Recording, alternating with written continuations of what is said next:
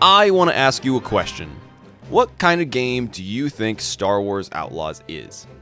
Because it should be a really easy question to answer, but the more time I've spent thinking about it, the less confident I've become. Now, if you were like me, you would think that the best place for us to start is to check the game's page, because it has a list of the genres right here. So let's see. It says it's an action-adventure. Yeah, that checks. Shooter. I guess they mean third-person shooter, but that's semantics. Platform game. Adventure. So Star Wars Outlaws is an action-adventure shooter game, platform game. Yep, that really helped. Okay, so now I hear you asking, why don't you just call it an open-world Star Wars game like the rest of us?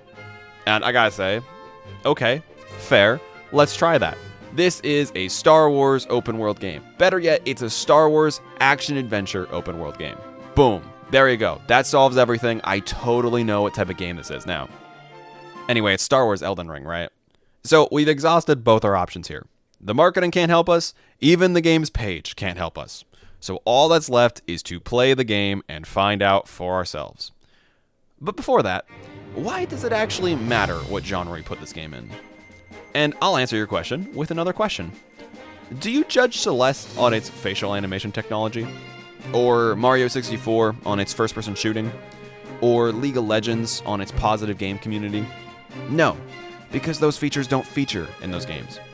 By knowing what type of game Outlaws is, we'll be able to know its intended audience. Because games are a medium that's far-reaching. There are a lot of action-adventure games out there. There is a lot of open-world games out there. There are even a lot of Star Wars games out there. So we want to know, does Outlaws do a good job in its field? Because it's not fair for us to compare Outlaws to Celeste and say its platforming isn't as good, because that doesn't make any sense. We want to judge Outlaws on its own terms. What game did it want to be? And does it do a good job of that? Because if it does a really good job in its specific field, then it's not fair for me to judge just because it's not my type of game. What that means is that we gotta play it. So where do we start? Well, not to break the fourth wall here, but obviously I've already played it since this is a recording, which means that I know a good place for us to start. Early on in Outlaws, there was a lot of stealth. The first real mission was to infiltrate a nightclub in Canto Bight, which is when I got an idea. What if this game played like a Hitman game? With disguises and hidden in plain sight, multiple ways to complete the objective, the whole shebang. And then I realized how stupid that idea sounded. Hitman levels are built on intricate level design and complex stealth systems. I mean, there's a reason why every game only released with like 5 total levels. There's just no way Outlaws has the budget when it's packing 4 different open world spaces. Okay, so we've established that Outlaws is not, in fact, a Hitman game. Outlaws just isn't reaching for that kind of creative stealth sequences. It's going for something a little bit more generic. And there's also no parkour, which shouldn't be a surprise now that I think about it, but it just feels like it's missing for some reason. After my Hitman dreams were thoroughly dashed, I was cutscened over to this section, where I developed a second theory. And this one was way more conventional, so I was confident I was right this time. Oh, this game is Uncharted. You start on a hill that overlooks the mansion. You use a grappling hook and wall climbing to sneak onto a balcony, and then you sneak/gun your way inside to complete your heist.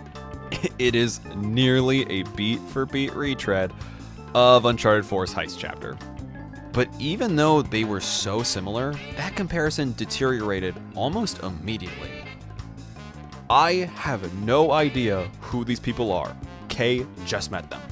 None of them talk to her except for the leader, who gives you the most basic directions and then cuts her mic. Kay says a voice line or two right at the start, but then shuts up as soon as she's inside the building. Which, yes, I get it, it's a stealth mission, but still. This entire sequence is ripped straight from Uncharted 4. But somehow, it cut out almost every part that made that chapter of the game so good. Uncharted 4 is not just about running and gunning. There are 2 rocks which the Uncharted series is built on. Climbing, for some reason, and strong storytelling. In Uncharted 4, you already know why you're at the mansion. The whole way up, Nate and Sam are reminiscing and talking, like human beings, while occasionally bringing up plot-relevant details. They're acting like people. You understand a bit more about their relationship the more they talk. You get an idea of what their relationship was like before things went south, and you just get a sense of who they are, what they're doing, what they want. Like $400 million. As soon as they get inside, we are reunited with Sully, where we get a whole reunion scene and a very important foreshadowing for the main conflict of the story. They scout out the treasure, they banter, they set up the stakes. There's a fun little pickpocket sequence. Nate in the audience meets one of the main antagonists. Nate sneaks away, there's a cutscene with his waiter. They pull off the heist in a dramatic cutscene, but things are getting dicey. Guns are involved, but it's mostly a stealth section. Then Nate has to fight Nadine. He's thrown out this window into an all-out shootout. Run and gun out the door. Sully, grab the car! It's chaos. Bullets are everywhere. Jump in, we need to go! Woo! Yeah, go! We escape the mansion with basically the first clue in a grand adventure that is barely even gotten started. And that's not even the beginning of the game. It is like the 6th chapter. It's not enough that Uncharted 4's gameplay crushes Outlaws with zero effort, but it also tells a gripping narrative that wasn't built up after a level was made. The story was written first, then the level was made.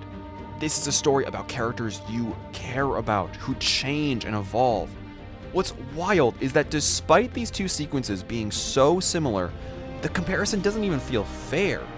Uncharted 4 pulls away as the better, funner, more interesting game in every category you could list. Even the categories Outlaws does have over it, like having an open world, Uncharted 4 just doesn't even try to compete, and it's better for it. So why is that? I was running out of ideas. It wasn't clear to me what this game was, but I wanted to give it more time. After all, I hadn't even gotten to the selling point yet. The open world. The, quote, first Star Wars open world, unquote. So I kept playing the game. Then finally, after like 2 hours of introductory gameplay, I got my first mission out in the open world space. And the mission was a Far Cry camp. Okay, sure. Luckily, I got an idea while sneaking in. I played with Nyx for a bit already, but this is the first time I had an actual mission to complete that wasn't just a linear stealth or shooting section. And I realized Nyx kinda acted like a diet hacking system from Watch Dogs. So after I made that revelation, my first thought was to compare the game to Watch Dogs 2. But after a bit of testing, it was such an unfair competition between the two that I knew it wasn't gonna work. Basically, the only thing Nyx can do is distract an enemy or interact with things from a little further away than normal. Compared to hacking in Watch Dogs, it was kinda sad. By the way, Watch Dogs 2 slaps, so if you haven't played it, definitely pick up that over this, because that is a way better video game. But I'm getting to it. So, since Watch Dogs 2 wasn't gonna work, I settled on another Ubisoft third-person shooter, Ghost Recon Wildlands. Both games are open world, third-person shooters with Far Cry camps, and I couldn't think of a better example in the moment. Plus, I liked Wildlands, and I was still holding out hope that I might like this game. But this comparison, this was the one that made me realize that Outlaws isn't just Diet Hitman, or a less fun Uncharted. There is no saving this game.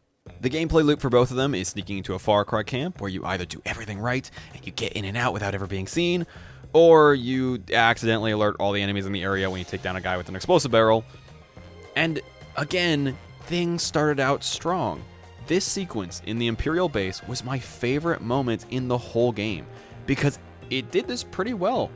There were enough vents and interactable objects to make sneaking in fun, and when I got caught, it felt actually tense because this was the Empire, basically GTA cops. And the longer I was there, the more high-level enemies would show up. So I frantically tried to complete the objective, and I snuck away as best I could before speeding away on my bike with the Empire on my tail. It was awesome. It was also about 30 minutes in the 8 to 10 hours I played of Outlaws. But you see, something's been gnawing at me for a while.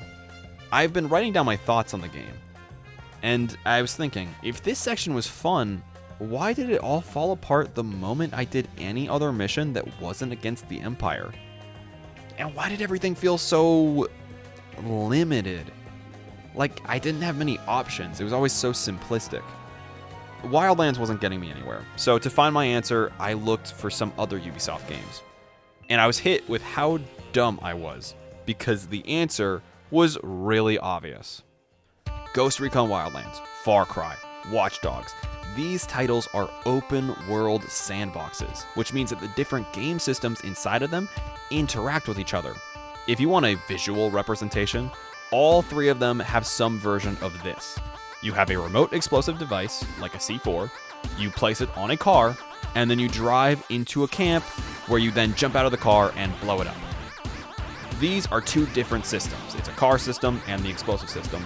But because of player ingenuity, they're working together and you're able to use it to your advantage. The game doesn't tell you how to do this. You do it on your own because you're just smart like that. Outlaws has none of this. It isn't an open world sandbox game because the systems don't interface with each other. Each one is separate. You can't stun a guy and make him accidentally shoot his friends. You can't close a door by shooting a panel to crush an enemy or even just to look cool.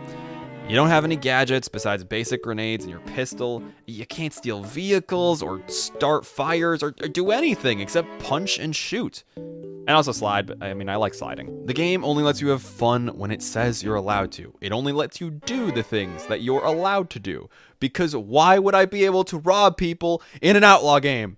So if this isn't a Hitman stealth game, and it isn't an Uncharted adventure, and it isn't a Ubisoft open world sandbox, what is this game? Then it hit me. There is only one other Ubisoft franchise it could be. And suddenly it all made sense. The barely there story, the boring characters, the lack of combat options, the bare bones stealth, the stupid fucking climbing. This is just Assassin's Creed with guns and no parkour! Ah! Are you serious? Whew. Sorry. I've calmed down. So, that leaves us with two questions. First, how did we let this happen? And second, what did I do to deserve this? I think the answer is clear. Not the second one, the first one. Focus. Or in Outlaw's case, a lack thereof. Every game I've listed up until this point had a clear focus. It was trying to be one distinct thing. There are plenty of different gameplay systems and ideas that make up each of these titles.